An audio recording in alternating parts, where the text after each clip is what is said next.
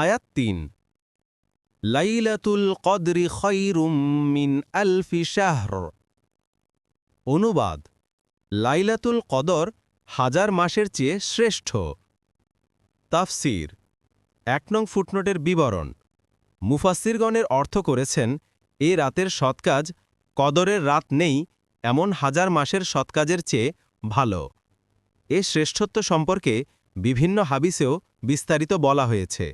হাদিসে এসেছে, রামাদান আগমনকালে রাসূলুল্লাহ সাল্লাল্লাহু আলাইহি ওয়াসাল্লাম বললেন, তোমাদের নিকট রামাদান আসন্ন, মুবারক মাস, আল্লাহ এর সওম ফরজ করেছেন।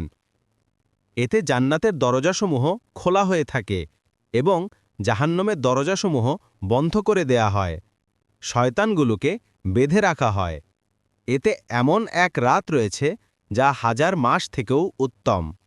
যে ব্যক্তি এ রাত্রির কল্যাণ থেকে বঞ্চিত হয়েছে, সে তো যাবতীয় কল্যাণ থেকে বঞ্চিত হল। নাসাই 4/129, মুসনাদে আহমেদ 2/230, 425।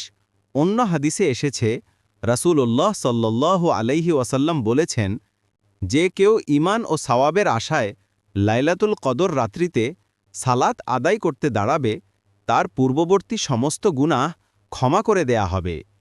বুখারী 1091, মুসলিম 760, আবু দাউদ 1372, তিরমিজি 808, মুসনাদে আহমদ 2/529।